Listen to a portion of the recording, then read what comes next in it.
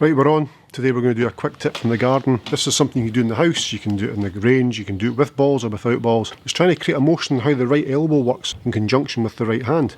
Trying to make sure we get it all in sync. It's going to flatten down the club. Really simple drill, it's only going to take a couple of minutes.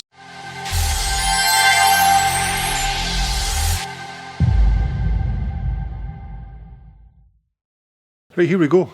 You'll need some balls for this. I've got 3 foam balls, safety first. You'll also need one of these, golf club. It's up the top of your swing. If the first thing that moves down is the hand, it's going to outride the right elbow, and then from there the club's going to get steep. You can see how steep the club is there. If I can get the elbow to go first, you can see it flattens the club down. The angle there compared to there, big difference. Flattening that shaft's important. Not easy to do, but certainly grabbing some sort of concept that's similar to it to be able to incorporate that into golf, that's today. So I take my balls, these ones, I'm going to throw the ball in that direction. So when I take the ball back to here, now the first motion on the way is body's going to turn, okay, so pivot's included here, so body's turning, but then the elbow, right hand, right elbow leads the right hand. I get to there and the elbow's going to go first before the hand. So I'm going to get to there, then the hand's going to outride the elbow. It's not a case of getting to here and then the hand going first. I would never throw like that. I would do it in this fashion. If I go more down the line, you'll see there, elbow goes first, then hand. Elbow, then hand. Elbow, then hand. Face on, elbow, then hand. Elbow, then hand. Elbow, then hand. Again. Elbow leads the hand.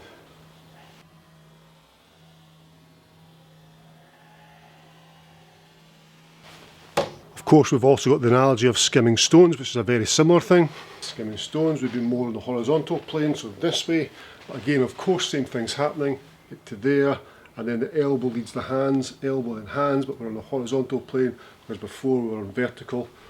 There, through, same idea. If you can feel it from the top here and throwing that way, I think you emphasise it a little bit more and you get a better feeling of it and a better understanding of it, because we all throw tennis balls, footballs, all sorts of things. We don't necessarily all skim. So certainly trying to feel and understand how the right elbow outrides the right hand.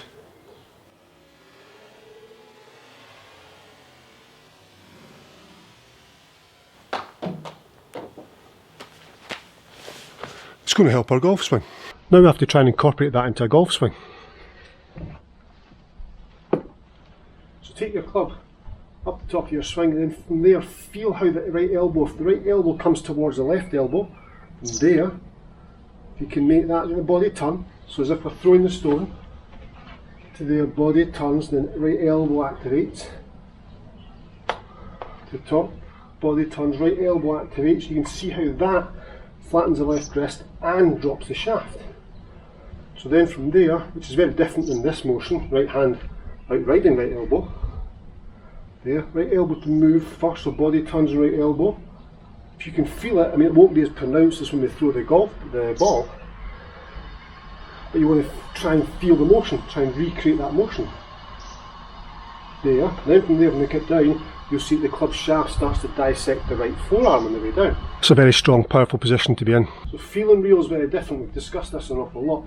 Up the top, body turns, right elbow goes, or there, and then we come down, we continue turning, and we get the club shaft to lie more on right forearm, as opposed to the hand going first. Even if the body turns and the hand goes before elbow, you can see club shaft goes onto left forearm.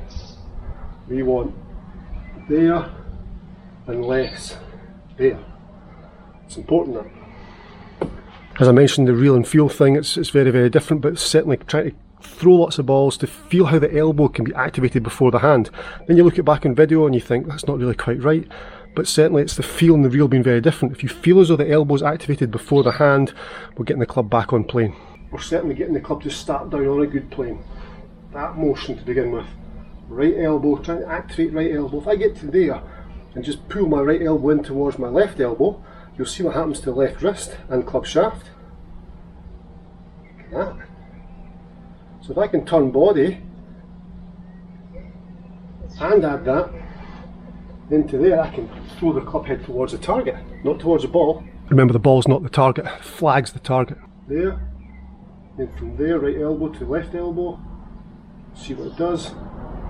There, down, body continues to turn, throw up towards intended target. Good to go. Guys, there we go. I hope that's helped. All very relaxed in the garden today, of course. Back to golf on Friday for Scotland. That's exciting. So that's just a little tip to help you try and get the club on plane or on a better plane, or shallow the shaft, or even flatten the left wrist, or have more power at impact. All these things are going to help you just from trying to get the right elbow to lead the right hand. And as I say, the real and feel thing is very different. You'll probably feel as though you're doing it, you'll look it back on video and it won't be right. But if you feel as though you're doing it, you're doing something different than what you were doing before. If you subscribe to my channel, thank you very much. If you've not, please hit the subscribe button just down there. It's free of charge. Bell notification, that's really good. The thumbs up as well, and comments, that shares it around YouTube. That helps the algorithm. YouTube seems to like that. Cheers.